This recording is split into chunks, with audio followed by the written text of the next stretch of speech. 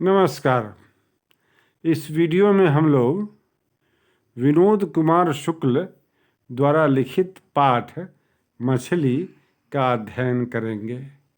ठीक है, तो लेखक का नाम हुआ विनोद कुमार शुक्ल और इनका लिखा हुआ पाठ है, उसका नाम है मछली।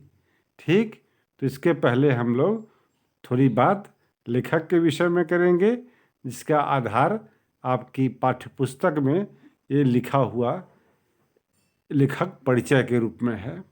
विनोद कुमार शुक्ल का जन्म 1 जनवरी 1937 ईस्वी में राजनांदगांव छत्तीसगढ़ में हुआ था। उन्होंने वृत्ति के रूप में प्राध्यापन को अपनाया। वे इंदिरा गांधी कृषि विश्वविद्यालय में एसोसिएट प्रोफेसर थे। वे 2 वर्षों तक निराला सृजन पीठ में अतिथि साहित्यकार भी रहे। उनका पहला कविता संग्रह लगभग जय हिंद पहचान सीरीज के अंतर्गत 1971 में प्रकाशित हुआ।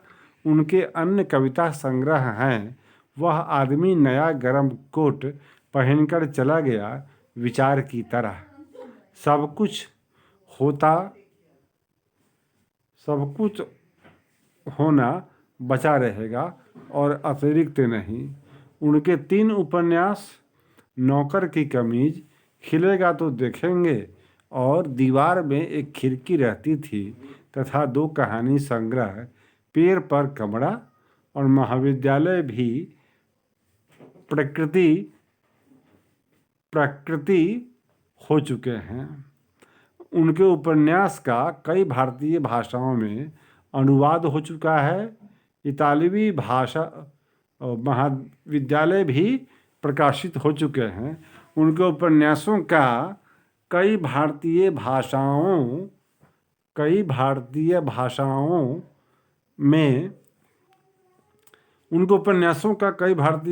में अनुवाद हो चुका है। इतालवी भाषा में उनकी कविताओं एवं एक कहानी संग्रह पेड़ पर कमरा का अनुवाद हुआ है। इतालवी भाषा में, इटली की भाषा में। नौकर की कमीज उपन्यास मणिकौल द्वारा फिल्म का भी निर्माण हुआ है। नौकर की कमीज उपन्यास है उनका, उस पर मणिकौल द्वारा फिल्म का भी निर्माण हुआ है। विनोद कुमार शुक्ल को 1992 ईस्वी में रघुवीर सहाय स्मृति पुरस्कार, 1997 ईस्वी में दयावती मोदी कवि शिखर सम्मान और 1990 ईस्वी में साहित्य अकादमी पुरस्कार प्राप्त हो चुके हैं। 20वीं शती के 7वें-8वें दशक में विनोद कुमार शुक्ल एक कवि के रूप में सामने आए थे। कुछ ही समय बाद उसी दौर में उनकी 2-1 कहानियाँ भी सामने आई थीं। धारा और प्रवाह से बिल्कुल अलग, देखने में सरल किंतु बनावट में जटिल, अपने न्यारेपन के कारण उन्होंने सुधी जन का ध्यान आकृष्ट किया था। यह खूबी भाषा या तकनीक पर निर्भर नहीं थी, इसकी जड़ें संवेदना और अनुभूति में थीं और यह भीतर से पैदा हुई खासियत थी। तब से लेकर आज तक यह अद्वितीय मौलिकता अधिक स्फुट, विपुल और बहुमुखी होकर उनकी कविता, उपन्यास और कहानियों में उजागर होती आई है। प्रस्तुत कहानियों के उनके संकलन महाविद्यालय से ली गई है। प्रस्तुत कहानियों के उनके संकलन महाविद्यालय से ली गई है। कहानी बचपन की स्मृति के भाषा शिल्प में रची गई है। भाषा शिल्प क्या है? तो बचपन की स्मृति, और इसमें एक किशोर की वयः संधिकालीन स्मृतियाँ, दृष्टिकोण और समस्याएं हैं। ये किशोरावस्था के बच्चों की समस्याओं पर भी इसमें प्रकाश डाला गया है। कहानी एक छोटे शहर के निम्न मध्यवर्गीय परिवार के भीतर के वातावरण, जीवन यथार्थ है। अर्थात निम्न मध्यवर्गीय मतलब बिहार में जो संपूर्ण समाज लगभग इसी कैटेगरी में आता है। बहुत कम लोग इसके बाहर के हैं, नहीं तो प्रायः फैमिली यहाँ निम्न मध्यवर्गीय ही हैं।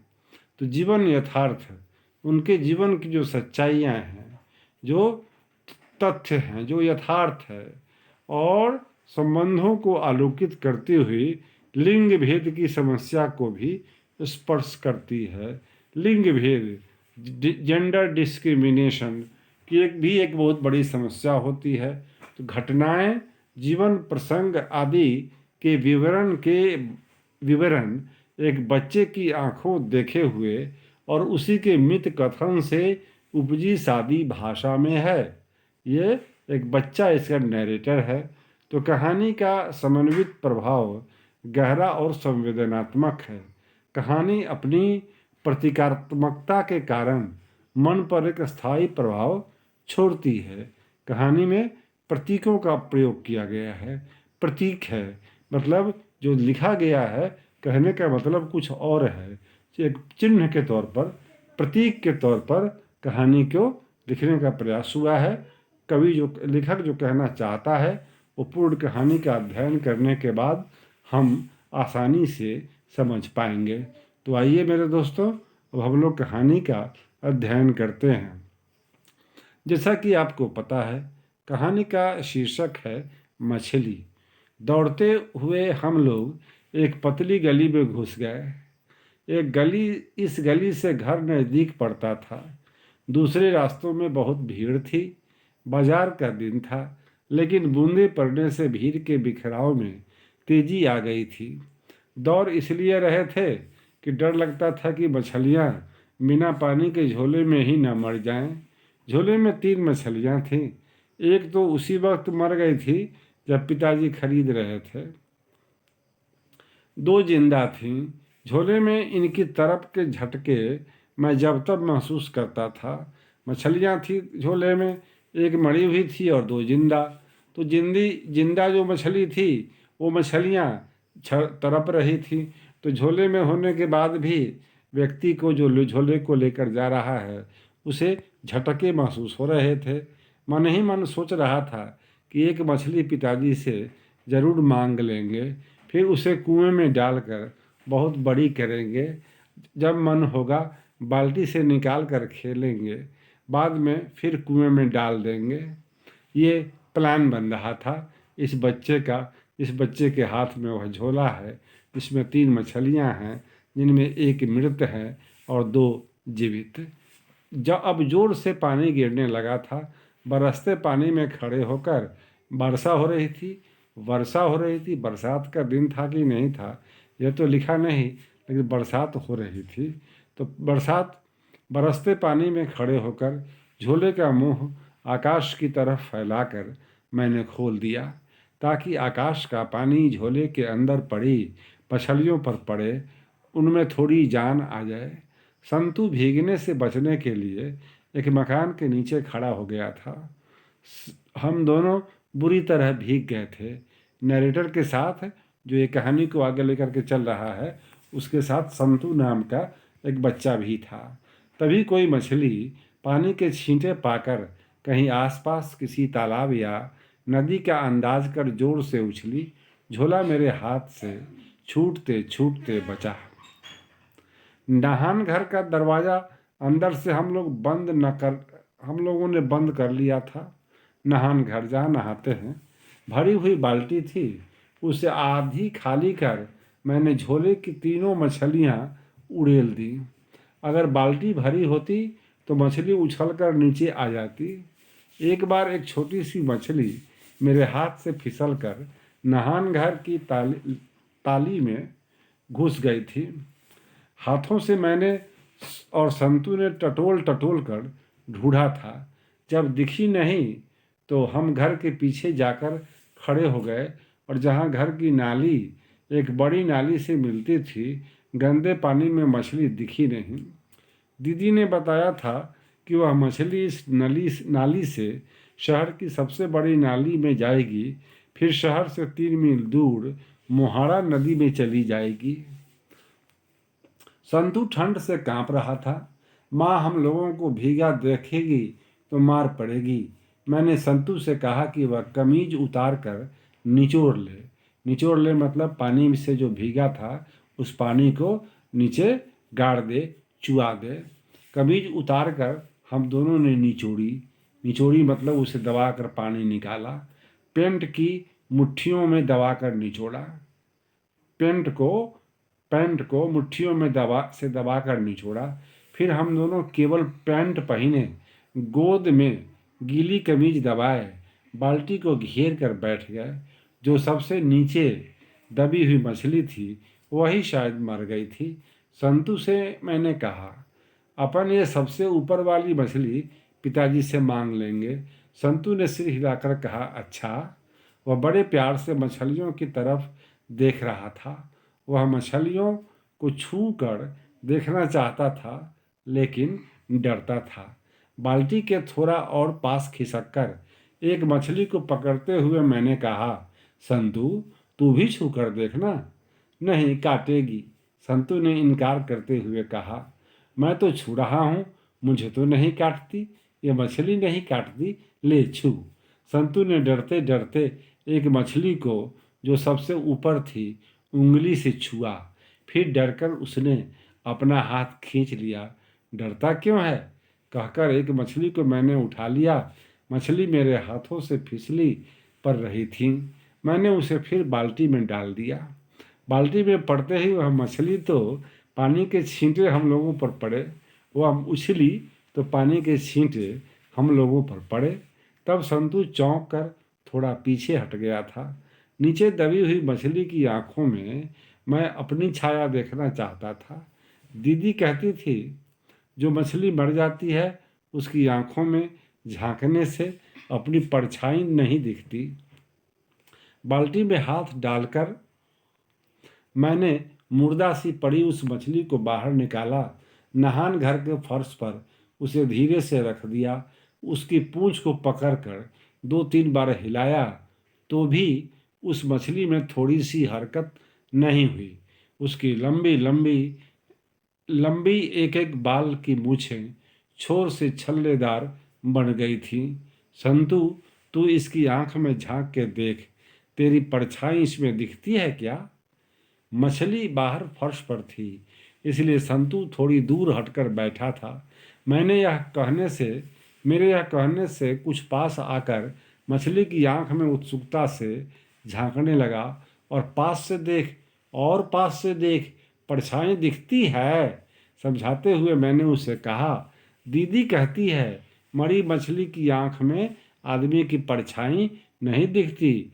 दूर से सिर झुकाए मछली की आंखों में झांकता हुआ संतू चुपचाप था। कुछ बोलता ही नहीं था कि परछाई दिखती है या नहीं, तुमसे कुछ भी नहीं बनता, कहकर दोनों हाथों से मैंने मछली को उठा लिया।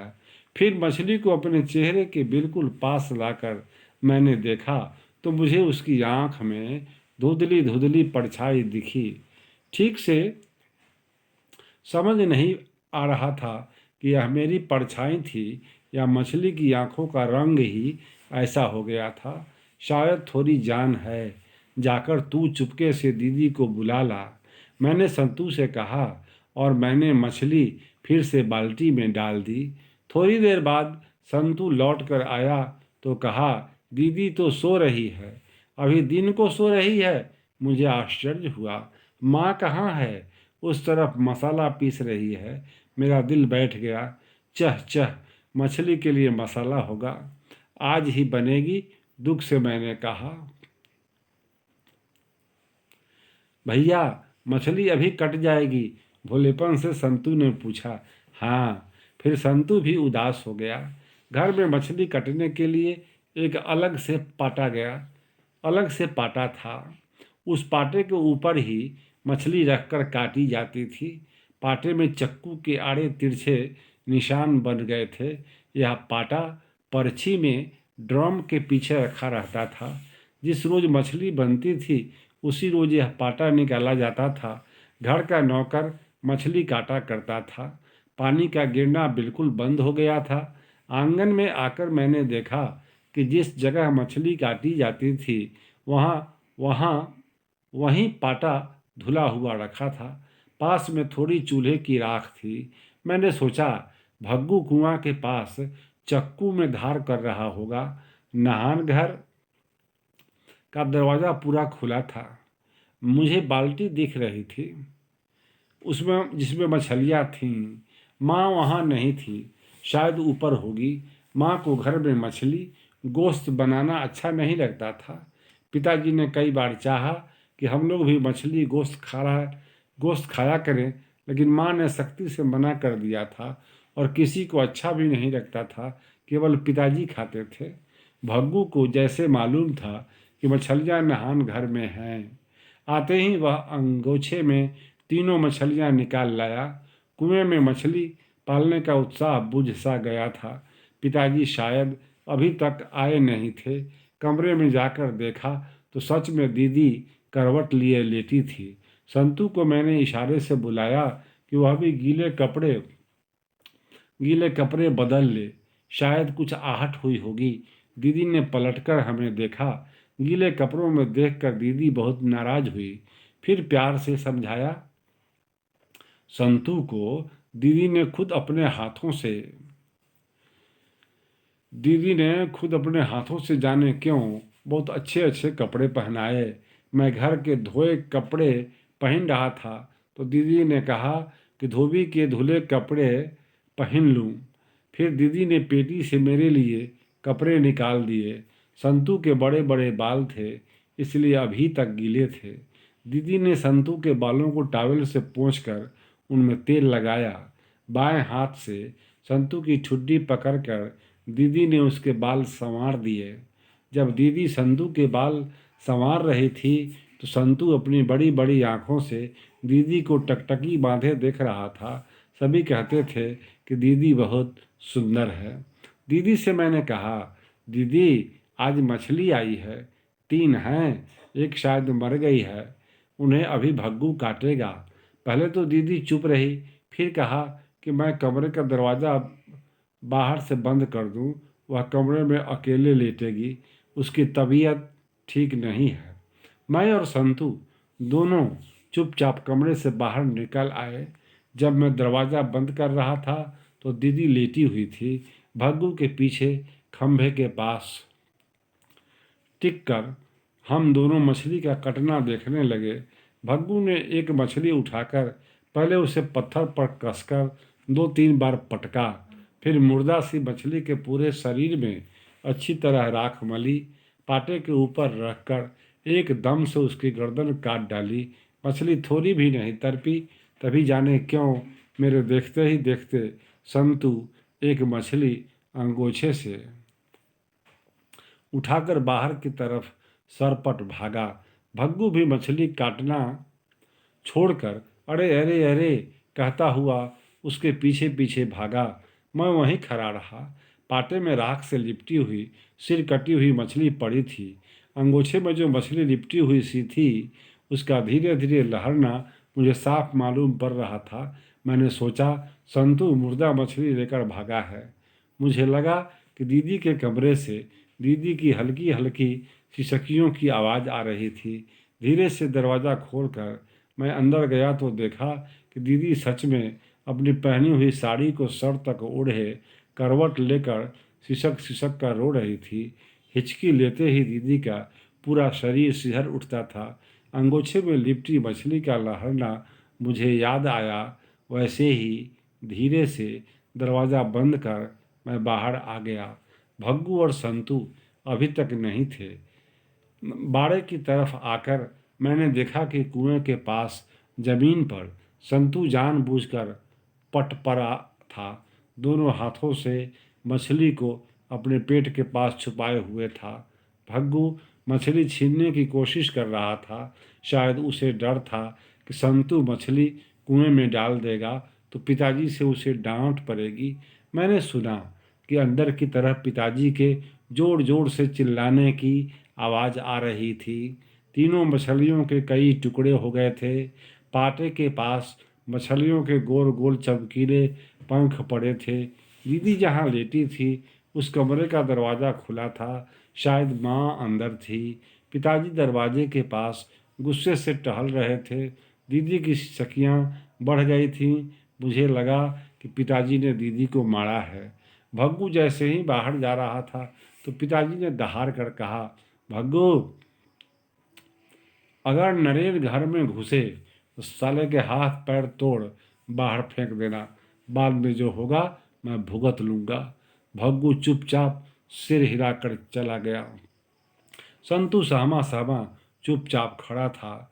कीचड़ में उसके साफ अच्छे कपड़े बिल्कुल खराब हो गए थे।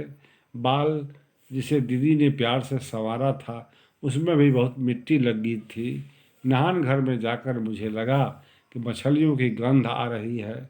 बाल्टी के पास बैठकर मैंने पानी को हाथ से गोल गोल खंगाला, फिर बाल्टी को उलट दिया तो नहान घर की नाली क्षण भर को पूरी भर गई, फिर बिल्कुल खाली हो गई। पूरे घर में मछलियों की जैसे गंध आ रही थी। ये कहानी देखिए, ये कहानी क्या है? ये कहानी बहुत कुछ है। मछली जल के बाहर छटपटाती है, उसका कोई शिकार करता है। इसकी दीदी भी नरेन से मिलना चाहती है, जिस पर रोक लगाया जा रहा है। तो ये वह भी जल से बाहर की मछली की तरह उसकी हालत है। ये कहानी मछली के माध्यम से लेखक ने ऐसी तरफ को हाईलाइट किया है जो व्यक्ति के जीवन में, जीव के जीवन में प्रायः दर्शनीय होता है। लोग उसे देखते हैं। अनुभव करने की बात है कि बहुत जगह इंसान भी मछलियों की तरह ही शिकार हो जाता है परिस्थितियों का। तो यही तो है, मछली ही क्यों, मछली ही साबित होता है इंसान भी जीवन की गहरी घाटियों में, गहरे जलाशयों में, समस्याओं की जलाशयों में, जीवन की दौर में, जिंदगी की दौर में व्यक्ति कभी कभी समस्याओं के जंजाल में ऐसा फंस जाता है मानो वह मछली की तरह जल से बाहर निकल जाता है। वो किसी का ग्रास बनने वाला होता है। तो काल के समक्ष कौन बड़ा है? यही तो मछली है। ये हंटेड और हंटर की कहानी। तो ये हंटेड कौन है? ये शिकारी, ये शिकार हो जाता है जिसका, वो मछलियाँ हैं। और कभी कभी मछलियों की हालत, इंसानों की हालत भी मछलियों की तरह ही होती हैं जो शिकार हो गई होती हैं। तो ये कहानी आपने देखा, कैसा लगा कमेंट करेंगे। आपने इसको सुना, इसके लिए धन्यवाद। आपका दिन मंगलमय हो।